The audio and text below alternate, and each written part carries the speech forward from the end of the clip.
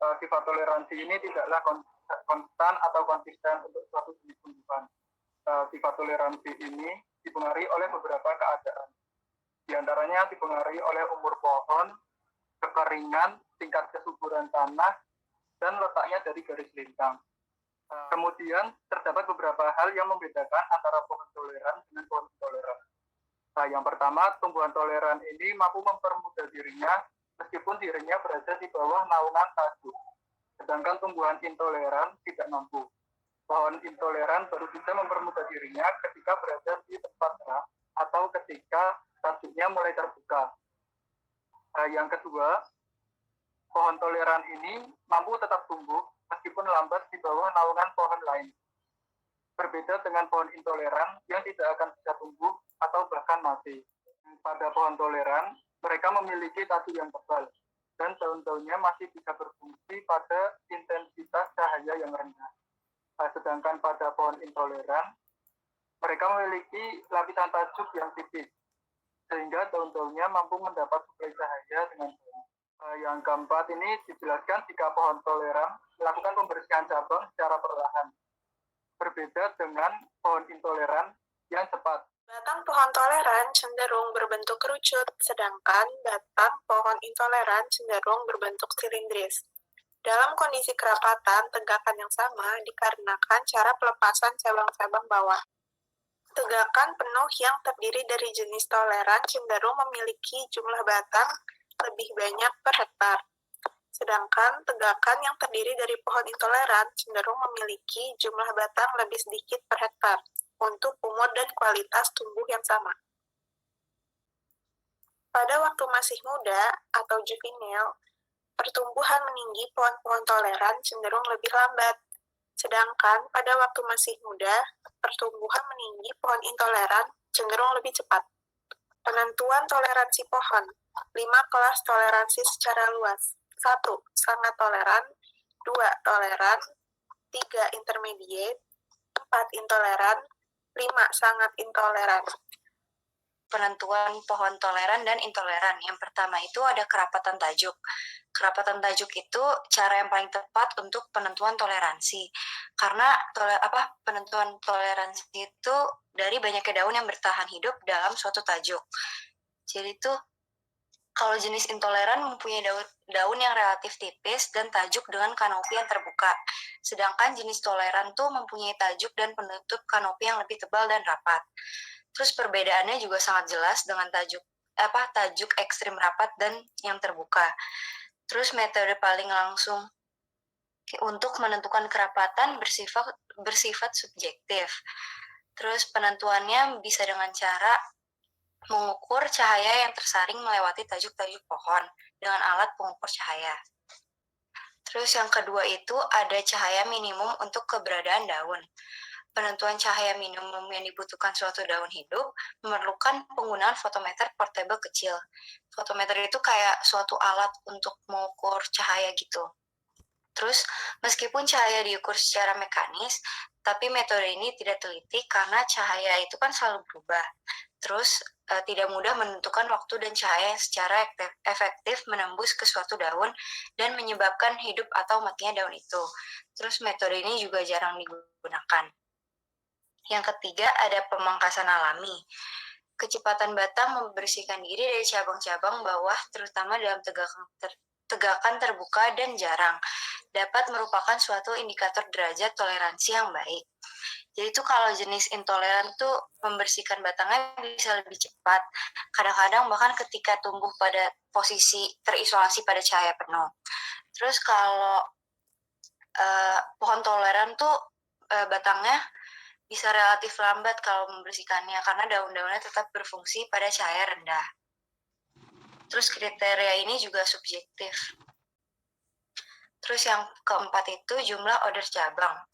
Pohon intoleran relatif mempunyai jumlah order percabangan lebih sedikit daripada pohon toleran. Walaupun ukuran toleransi secara teoritis ini menarik, namun di dalam praktek mengalami kegagalan. Karena kisaran order cabang dari jenis paling intoleran ke paling toleran hanya 4-8. Jumlah order cabang tidak spesifik untuk suatu jenis pohon, tetapi bervariasi menurut tempat tumbuh, umur, dan ekspos matahari. Terus yang ketiga, pada pohon berdaun besar dan majemuk, jumlah order cabang tidak berkorelasi dengan toleransi. Untuk kriteria yang kelima untuk penentuan pohon toleran dan intoleran, yaitu kecepatan pertumbuhan tanaman muda. Jadi pola pertumbuhan juvenil yang cepat merupakan sifat khas pohon intoleran, sedangkan jenis toleran itu tumbuhnya lebih lambat. Hal ini tuh hanya berlaku untuk pertumbuhan dalam cahaya penuh atau di bawah sengkop tajuk yang ringan. Nah, jadi tuh kalau toleran itu dia tuh pada masa juvenil itu kalau toleran itu tuh dia tuh lebih lambat tumbuh pada masa juvenil. Kalau intoleran itu dia lebih cepat untuk bertumbuh. Di bawah naungan teduh, kemampuan jenis toleran untuk bertahan memungkinkan pertumbuhan meninggi lebih cepat. Meskipun sifat asli pertumbuhannya lebih lambat, jenis intoleran menderita dalam intensitas cahaya rendah. Sifat khas cepat tumbuh ini bervariasi menurut daerah hutan dan tempat tumbuh dan tidak dapat diterima sebagai ukuran yang umum. Yang keenam yaitu keadaan permudahan alami di bawah tegakan. Karena kemampuan pohon bertahan di bawah naungan merupakan definisi toleran, maka kriteria ini secara fundamental paling baik dibandingkan dengan yang lain. Kemampuan bertahan itu dapat diukur dengan benar hanya di atas petak-petak percobaan tetap, di mana riwayat hidup setiap anakan dapat diikuti secara seksama. Pada waktu bersamaan, kenampakan permudahan itu jelas merupakan suatu kunci wajar bagi kemungkinannya dapat bertahan terus.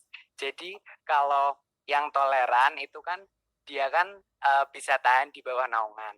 Jadi meskipun dia nggak ada cahaya matahari itu dia tetap bisa terus mengalami permudahan alami. Jadi dia tuh jenisnya bakal bisa bertahan terus menerus. Sedangkan kalau yang intoleran itu dia rentan. Misalnya di bawah naungan saja dia udah langsung kekurangan pasokan dan lain-lain dan mungkin bahkan mati. Jadi intoleran itu benar-benar tergantung oleh cahaya matahari juga, seperti itu. Yang ketujuh adalah struktur daun. Struktur daun dari pohon intoleran ditandai dengan epidermis dengan permukaan mengkilat dan keras. Yang kedua, suatu pertumbuhan kuat dari jaringan palisade. Jaringan palisade itu ada di jaringan mesofil atau disebut juga jaringan tiang, di mana terdapat banyak klorofil guna untuk fotosintesis. Yang ketiga, sedikit jumlahnya parenkim bunga karang. Bunga karang itu digunakan untuk memperkuat struktur daun, seingat saya seperti itu. Yang keempat, daun-daunnya seringkali tebal dan seperti kulit.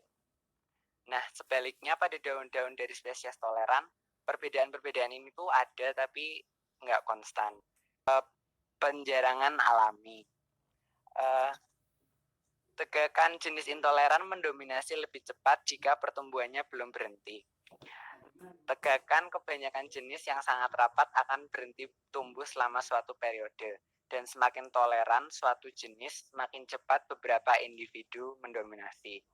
Stagnansi, pertumbuhan dapat bertahan selama periode yang lama.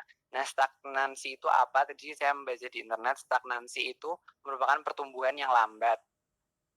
Seperti itu. Beberapa jenis seperti Pinus contorta tidak mampu menghasilkan dominasi bila pernah terjadi stagnansi. Pohon tersebut sangat ulet, bertahan hidup terus meskipun pertumbuhannya sangat lambat dalam waktu yang lama. Ketika akhirnya dibebaskan, pohon-pohon tersebut berkembang sangat baik jika tekanan tidak terlalu lama dan berat. Sebaliknya, untuk pohon intoleran habis sama sekali dengan cepat, dan jika dibebaskan sebelum mati, pohon tersebut sering lamban merespon terhadap pembebasan.